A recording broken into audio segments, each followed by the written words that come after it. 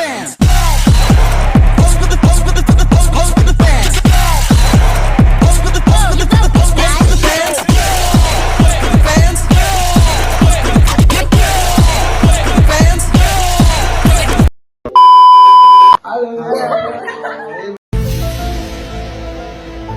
Hai, kami dari kelompok penyaji yang akan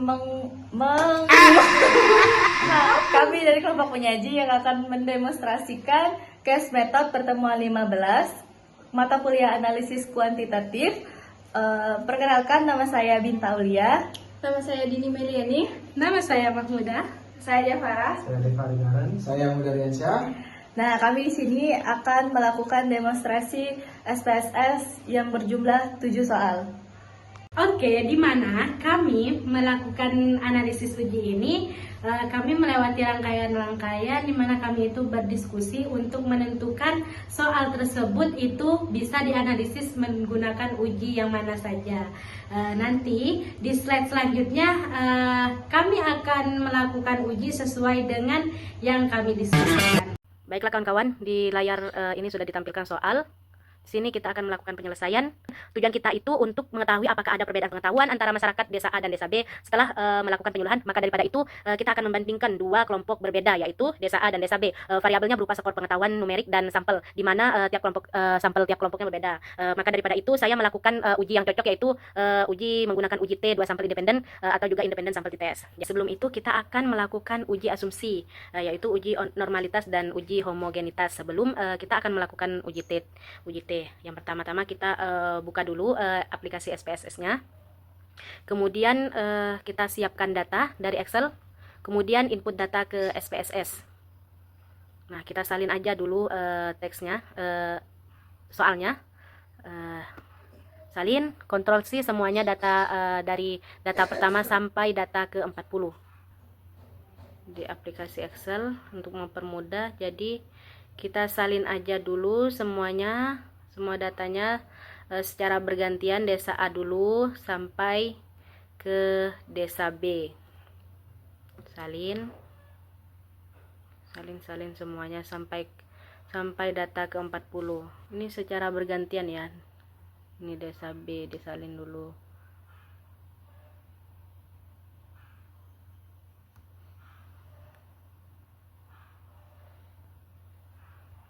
Lanjut.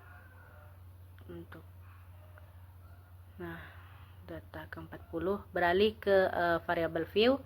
Untuk di sini nama yang untuk kolom pertama kita ubah ke kasih kode nama kelompok, dan yang kedua itu kasih kode hasil. Kemudian untuk desimalnya kita ubah ke 0. Dua-duanya ubah ke 0. Terus untuk di label sendiri, yang pertama kita ubah ke kasih nama kelompok desa.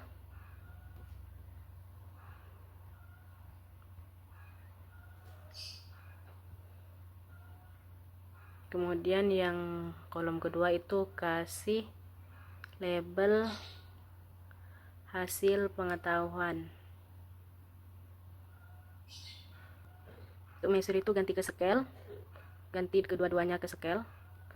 Dan jangan lupa untuk value-nya itu dirubah ya, kita kasih value 1 desa A.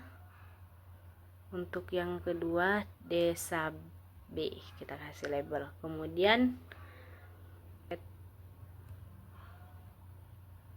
Kemudian untuk kelompok desa itu kita salin aja, enter ke bawah sampai terisi semuanya. Selanjutnya kan yang kelompok itu kan sudah kita kasih tadi namanya. Terus enter, kemudian lanjut, kita akan melakukan uji normalitas. Buka menu analyze, kemudian ke explore. Nah, muncullah kotak dialog di mana yang untuk kelompok itu dipindahkan ke faktor list dan kemudian hasil pengetahuan tuh dipindahkan ke dependent list. Kemudian centang plot di sini juga muncul untuk normalisasi di centang, habis itu oke. Dan muncullah output hasil SPSS dari uji normalitas tadi yang kita lihat. Nah, nih kawan-kawan, boleh dilihat. Kemudian yang kita lihat itu tabel Shapiro-Wilk, di mana desa A nilai P-nya sebesar 0,280, lebih besar dari taraf signifikasi 0,5, dan desa B nilai P-nya sebesar 0,156, di mana lebih besar dari 0,05. Jadi di sini hasil uji normalitas menunjukkan data kedua kelompok desa berdistribusi normal. Oke, kalau gitu kita boleh lanjut ke uji T. Kita akan melakukan uji homogenitas. Buka menu, tekan analyze, kemudian comparaments. Itu lanjut ke tekan independent sample test. Selanjutnya muncullah kotak dialog untuk hasil pengetahuan pindahkan ke tes variabel. Untuk kelompok desa pindahkan ke grouping variabel. Kemudian klik define group untuk grup 1, tulis 1, grup 2, tulis 2, kemudian oke. Nah, muncullah output hasilnya. Di sini dalam hasil tersebut bahwasanya hasil pengetahuan tersebut didapatkan. Muncullah output SPSS untuk hasil uji homogenitas diperoleh nilai F itu 0,030 dan nilai signifikasinya yaitu 0,432, jadi lebih besar dari 0,05. Jadi uji ini homogenitas varian juga terpenuhi, data bersifat homogen. Karena dua asumsi tersebut terpenuhi, jadi lanjut saja kita bahas. Lihat baris hasil pengetahuan bagian equal varian asumsi di mana untuk hasil uji T itu yaitu diperoleh dari tabel itu T yaitu negatif 1,406. Untuk DF-nya itu 38, untuk sig tutelatnya itu 0,168. Kemudian kita bandingkan dengan taraf signifikasi 0,05. Jadi untuk keputusannya berdasarkan uji independen sampel test diperoleh nilai signifikasi tutelat 0,168 yang lebih besar dari 0,05. Yang mana kesimpulannya untuk keputusannya yaitu berdasarkan uji independen sampel test diperoleh nilai sig tutelatnya yaitu 0,168 yang lebih besar dari 0,05. Hal ini menunjukkan bahwasannya H0 diterima dan HA ditolak. Dengan demikian artinya tidak terdapat perbedaan pengetahuan yang signifikan antara masyarakat desa A dan desa B setelah diberikan penyuluhan mengenai dampak membakar sampah di lingkungan tempat tinggal pada taraf signifikasi 5%. Terima kasih. Oke, di sini saya ingin menguji independent simple test. Nah, berikut tadi adalah soal kita. Terus kita masuk ke datanya yang sudah kita blok. Sudah kita ambil datanya dari Excel. Terus kita blok data tadi.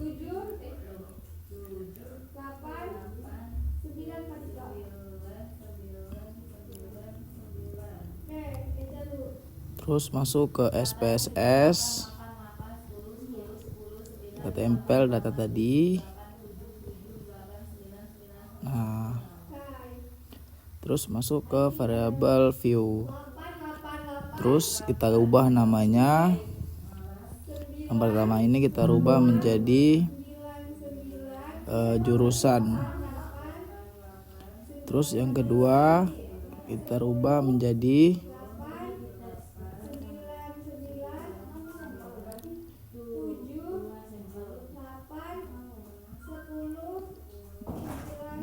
nilai. Nah, terus masuk ke selanjutnya kita rubah desimalnya. Kita masuk dulu ke label.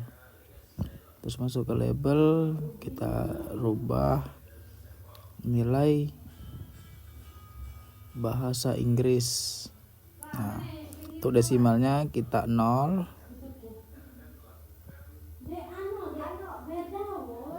Nah, untuk value-nya yang pertama kita rubah 1, itu adalah jurusan. Kita add. Kita pertama 1 itu sosiologi. Terus yang kedua ilmu politik. Add.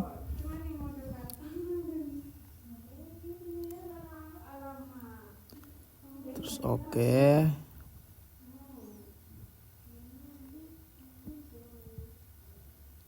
Terus kita rubah measure-nya ke scale semua.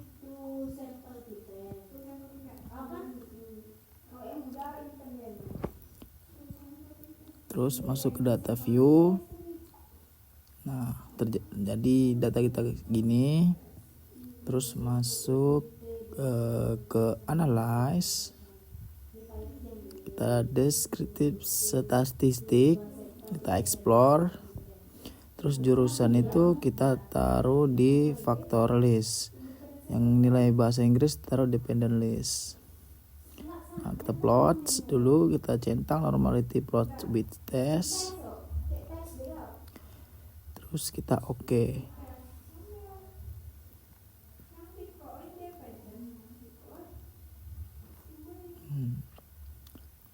Nah, jadi hasil tadi nilai sosiologi itu tidak normal, sedangkan nilai ilmu politik itu normal.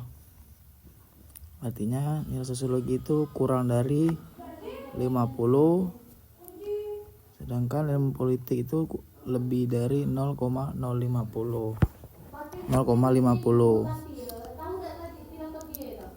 Terus kita lanjut untuk mengetahui praktis, kita masuk ke analyze lagi.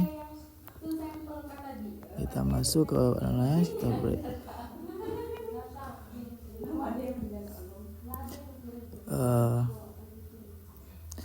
kita masuk ke analyze, compartments, terus independent simple test, terus jurusan kita taruh di bawah. Nilai bahasa Inggris kita ubah dulu satu untuk grup 1, 2 untuk grup 2, continue.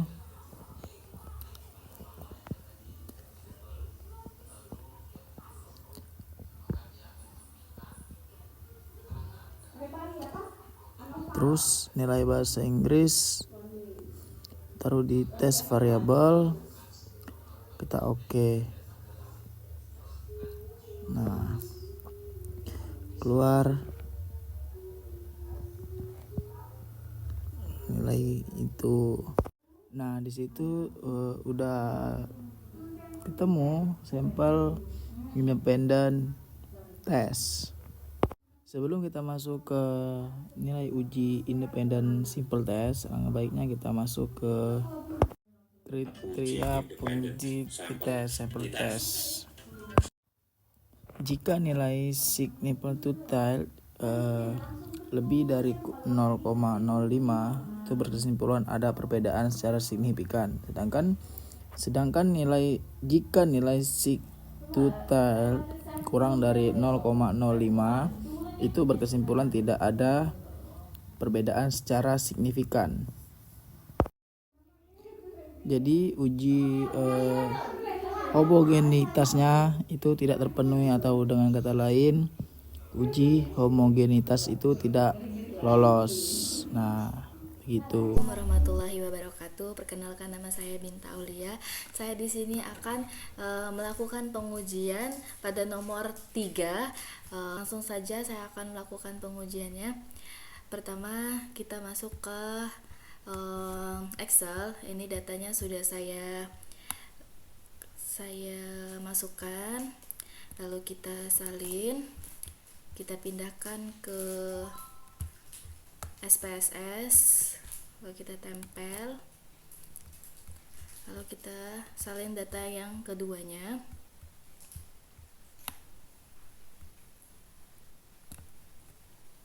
Ini, nah terus kita masuk lagi ke ini, ke SPSS nya. Nah terus kita masuk ke variable view. Untuk yang pertama kita rubah itu sesudah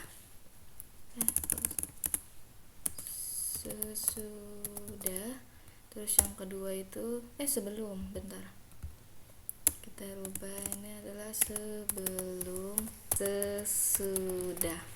Nah untuk desimalnya itu kita buat 0, dua-duanya kita buat 0.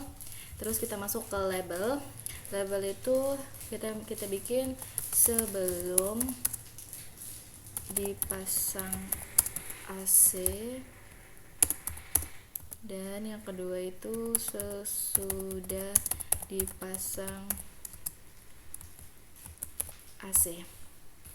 Nah untuk yang measure-nya itu kita buat ke scale dua-duanya. Nah Oke, selanjutnya kita akan menguji data tersebut ini normal atau tidaknya. Pertama kita masuk ke analyze, terus kita masuk ke non parametric test. Udah itu masuk kita ke legacy dialog, terus kita masuk ke one sample KS.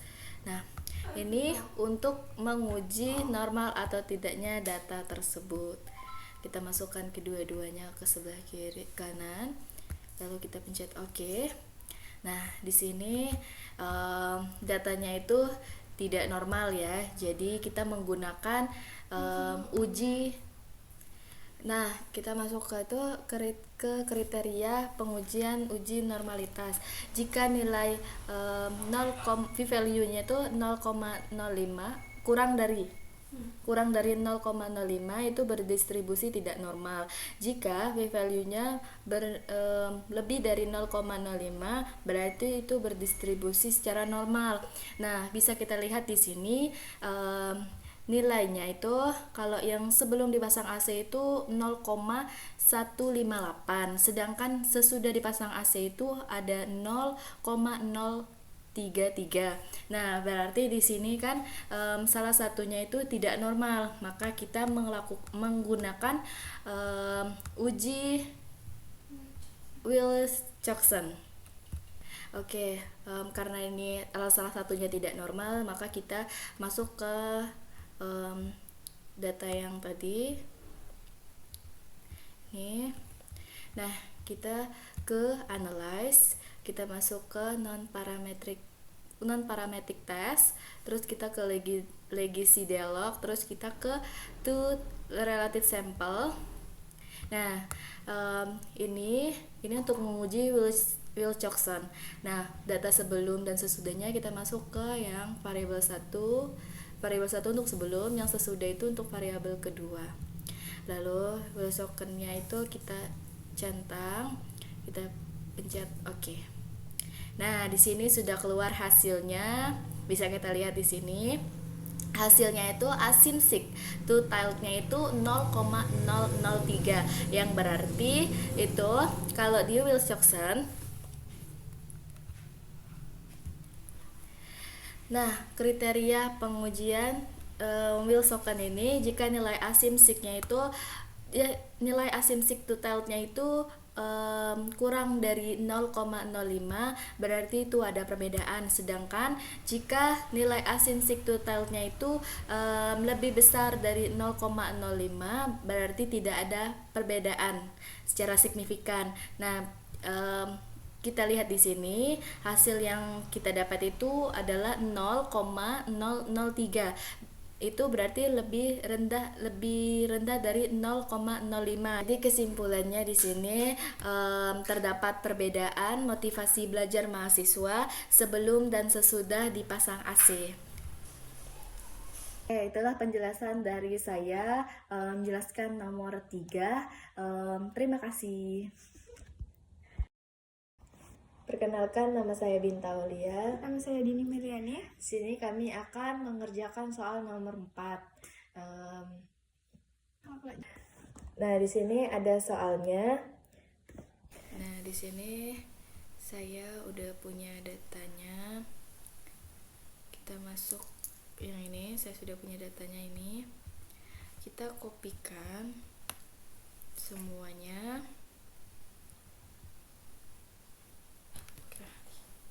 Copy, kita masuk ke aplikasi SPSS-nya. Kita masuk ke data view, lalu kita tempel semua data-data tadi, terus kita masuk ke variable view. Nah, di variable view ini di namanya kita isi itu hari ke-1. Ini untuk hari kedua, dan ini untuk hari ketiga. Nah, di sini desimalnya itu kita buatkan menjadi 0. Lalu di sini juga menjadi 0 semuanya. Nah, untuk di measure-nya itu kita ganti ke scale. Lalu kita ke data view, analyze, lalu kita ke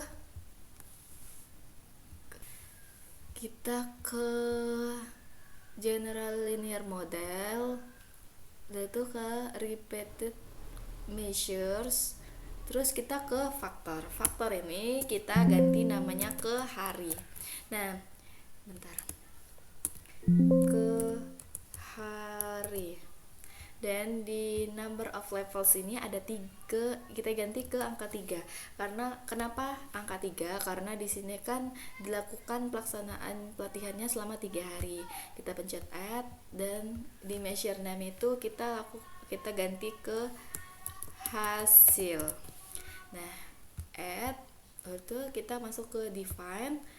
Lalu ketiga hari-hari ini kita masukkan ke kolom sebelah kanan. Nah, kita masukkan semuanya, kita lalu pergi ke save. Lalu di save itu kita checklistkan yang standar dessert. Nah, sudah checklist itu kita ke continue. Lalu kita langsung pencet OK. Ini sudah keluar hasilnya. Kita kembali ke data lagi. Nah, ini kan sudah keluar hasilnya. Untuk pengerjaan selanjutnya akan dijelaskan oleh teman saya, Dini Meliani. Nah, di sini sudah ada 3 variabel baru. Yaitu variabel residual standar dari ketiga variabel ini. Nah, selanjutnya kita akan menguji normalitas data. Kita ke analyze, descriptive statistic, lalu kita ke explore.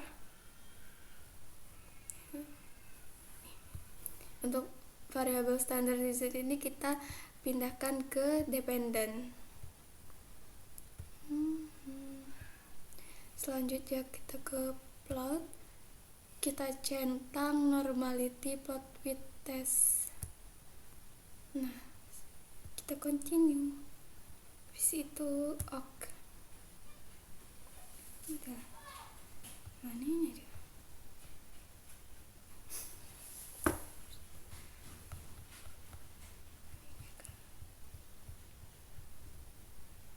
Nah, ini dia. Sebelumnya kita harus tahu dulu kriteria pengujian uji normalitas, yaitu jika nilai signifikan kurang dari 0,05, maka nilai residual standar berdistribusi tidak normal. Sebaliknya, jika nilai signifikan lebih besar dari 0,05, maka nilai residual standar berdistribusi normal.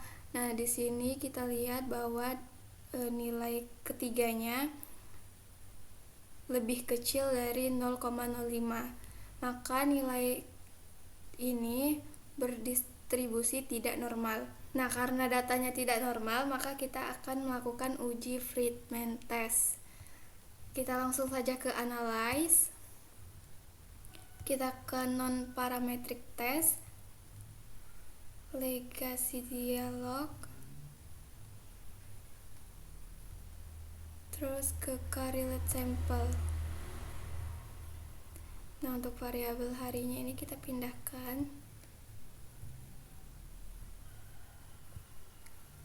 lalu Friedman-nya ini kita centang, lalu oke. Nah, ini dia sebelumnya. Nah, interpretasi hasil output SPSS-nya bahwa nilai asymmetric sebesar 0,140, nilai tersebut lebih besar dari 0,05. Maka dapat disimpulkan bahwa tidak terdapat perbedaan yang signifikan dari evaluasi hasil pelatihan kewirausahaan. Sudah, terima kasih. Baik, di sini saya Diavara akan mengerjakan soal nomor 5. Menurut analisis kami, soal nomor 5 ini menggunakan uji statistik McNemar. Dengan hipotesis yang dioperasionalkan adalah terdapat perbedaan jumlah orang tua yang memberikan makanan tinggi protein pada balita sebelum dan sesudah dilakukannya penyuluhan. Uji statistik ini dioperasikan dengan menggunakan alfa 5%. Sebelum saya mendemonstrasikan menggunakan aplikasi SPSS, sebelumnya saya akan membacakan ketentuan berdasarkan hasil uji McNemar, yaitu jika nilai signifikan lebih kecil alfa 0,05, maka H0 ditolak dan H1 diterima. Kemudian jika nilai signifikan lebih besar alfa 0,05, maka H0 diterima dan H1 ditolak. H0 ini sendiri yaitu tidak ada perbedaan jumlah orang tua yang memberikan makanan tinggi protein pada balita sebelum dan sesudah dilakukannya penyuluhan. H1 yaitu tidak ada perbedaan jumlah orang tua yang memberikan makanan tinggi protein pada balita sebelum dan sesudah dilakukan penyuluhan. Baik, di sini langsung saja kita ke aplikasi SPSS-nya. Pertama, kita ke variabel view. Variabel pertama kita isi sebelum, variabel kedua sesudah. Untuk desimalnya sendiri, dua-duanya ini 0. Labelnya yang sebelum yaitu sesudah, yang sesudah sebelum. Untuk measure-nya dua-dua yaitu scale. Setelah semuanya selesai, kita ke data view. Untuk sebelumnya, di sini saya sudah menyalin datanya, terdapat 30. Kita copy menggunakan Ctrl C.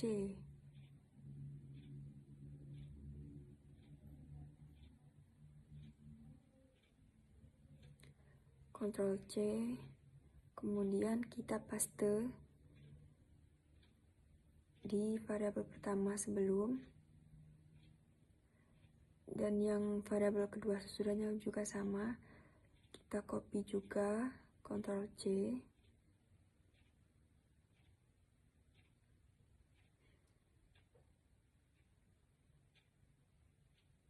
isi Ctrl V. Kemudian kita ke analyze, non-parametric test, legacy dialogs, dan ke to related sample karena kita terdapat 2 sampel. Well chalkshot ini kita hapus, kita centang yang McNemar karena kita akan menguji statistik McNemar. Yang sesudah ini kita masuk ke variabel pertama dan sebelum ke variabel 2. Kita ke option dan kita centang juga deskriptifnya. Kemudian continue dan oke. Di sini sudah terdapat hasilnya. Di sini deskriptif statistiknya data minnya menunjukkan yang sesudah itu nilai minnya 1,80 dan yang sebelumnya 1,40. Maka terdapat perbedaan jumlah orang tua yang memberikan makanan tinggi protein pada balita sebelum dan sesudah dilakukan penyuluhan. Untuk tes statistiknya sendiri, nilai signifikannya yaitu 0,004, maka 0,004 lebih kecil dari alfa 0,05, yaitu H0 ditolak dan H1 diterima. Dan karena diterima, maka terdapat perbedaan jumlah orang tua yang memberikan makanan yang tinggi protein pada balita sebelum dan sesudah dilakukannya penyuluhan. Baik, sekian dari saya uji statistik McNemar. Terima kasih. Perkenalkan, nama saya Dini Meliani. Di sini saya akan menjawab pertanyaan nomor 6. Nah, sebelumnya kami sudah berdiskusi untuk menentukan uji statistik apa yang akan kami gunakan. Nah, untuk nomor 6 ini kami sepakat untuk menggunakan uji Cochrane-Key. Nah, ini ada soalnya. Nah, soal ini nantinya kita akan melihat apakah terdapat perbedaan nyata jenis online shop yang digunakan oleh pedagang online di Kecamatan A. Nah, ini contoh soalnya.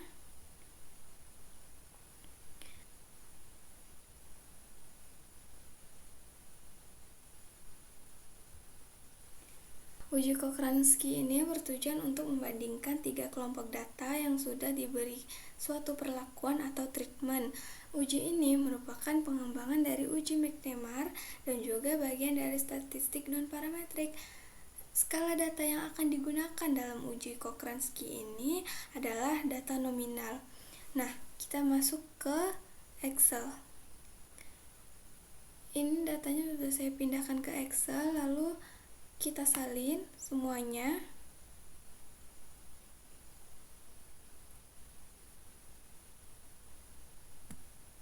Nah,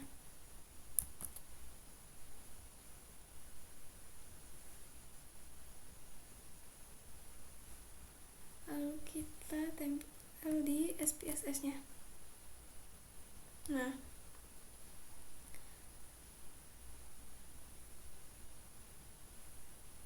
selanjutnya kita ke variabel view.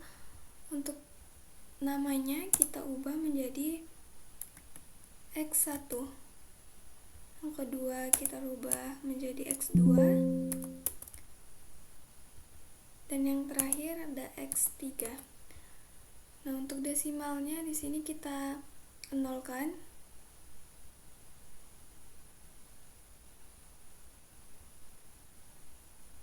Untuk labelnya, yang pertama kita beri label yaitu TikTok Shop.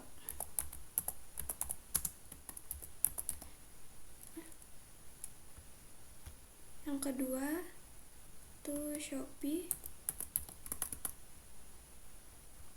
Dan yang ketiga Tokopedia.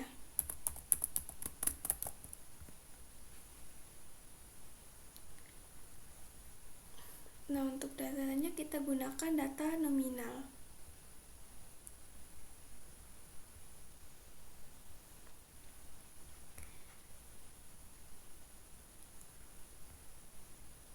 Nah, selanjutnya kita ke analyze non-parametric test, dan selanjutnya ke legacy, dialog, lalu key related sample.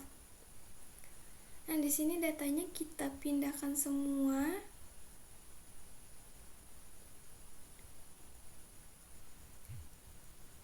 Lalu untuk Cochrane key-nya kita centang. Terus oke. Nah, ini output yang pertama dan ini yang kedua. Nah, selanjutnya itu kriteria pengujiannya.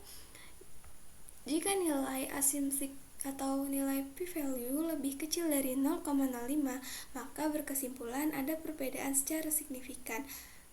Jika nilai asymmetric p-value-nya lebih besar dari 0,05, maka berkesimpulan tidak ada perbedaan secara signifikan. Nah, tadi di sini kita nilai asymmetric-nya sebesar 0,852. Berarti ini lebih besar dari 0,05. Untuk output ini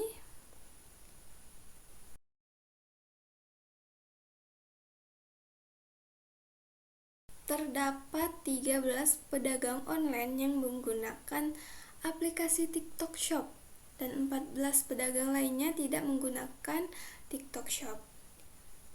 Nah, selanjutnya terdapat 12 pedagang online menggunakan aplikasi Shopee dan 16 pedagang lainnya tidak menggunakan aplikasi Shopee.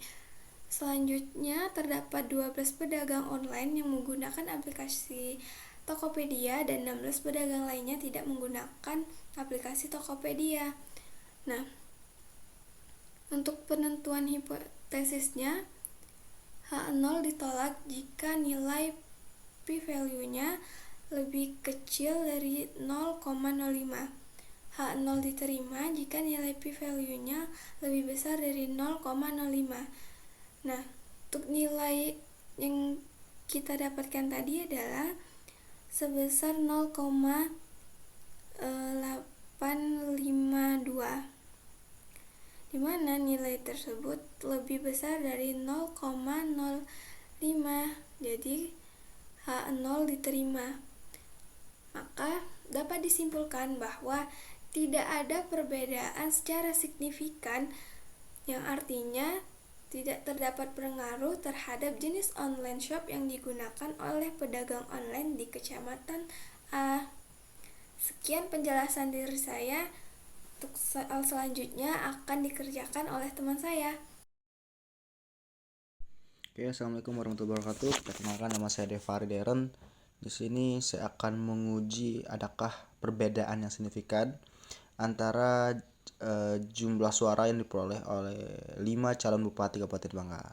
Nah, di sini mengambil sampel sebanyak 400 sampel dan diuji menggunakan uji chi-square.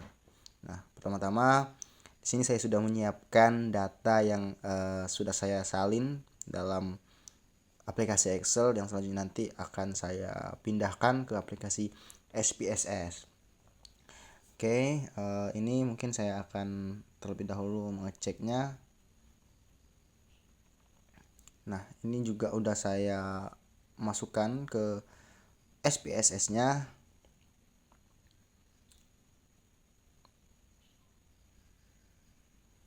Oke, namun biar lebih paham mungkin bisa kita ulang dari awal cara mengujinya. Jadi kita ulang ya, ini data baru ya. Oke, mungkin kita langsung salin saja yang sudah saya copy tadi. Oke, kita masuk ke variable view. Di sini kita masukkan jumlah suara. Oke, salah, mohon maaf, jumlah suara.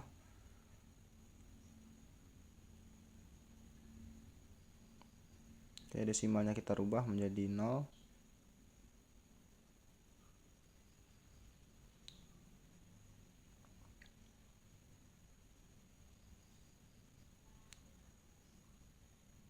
Oke, selanjutnya kita ke label.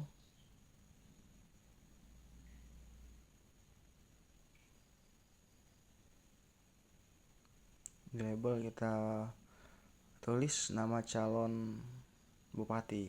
Oke. Nah, di values kan ada 5 calon. Untuk satu calon pertama atas nama Tarmizi Saat, kita tulis dulu Tarmizi Saat.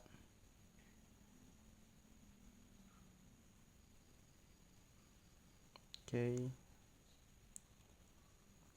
2 Junaidi Surya.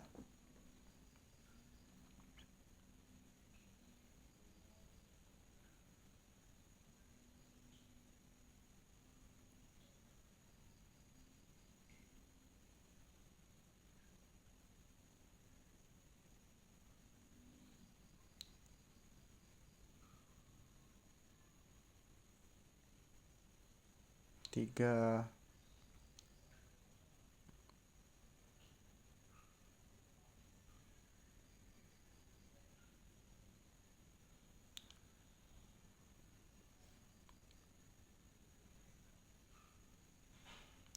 Herman Suhadi.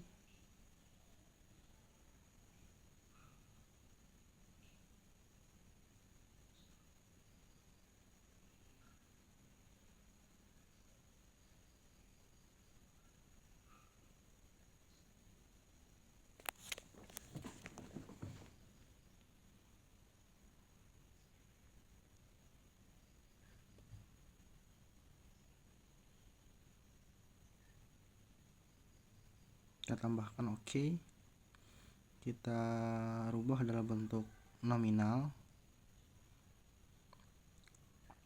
Dan mungkin ada kesalahan di values, itu tadi cuma kita masang 4 dan jumlah calon itu ada 5. Jadi ya kita ulang, 4 itu Yusroni Yasid.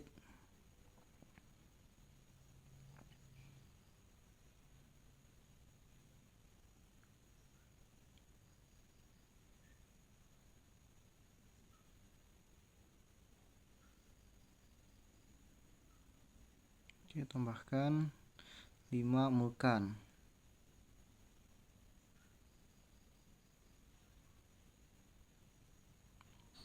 Oke. Baru setelah itu kita ke data view. Kita langsung ke analyze. Setelah ke analyze kita ke numeric. Habis itu legacy dialog.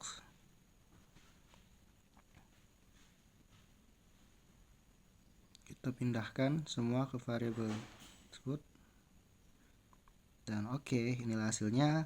Berdasarkan uji square diperoleh nilai SIG sebesar 0,01. Dan dengan demikian H0 ditolak dan H1 diterima. Jadi hal ini menunjukkan bahwa terdapat perbedaan jumlah suara yang signifikan di antara 5 calon.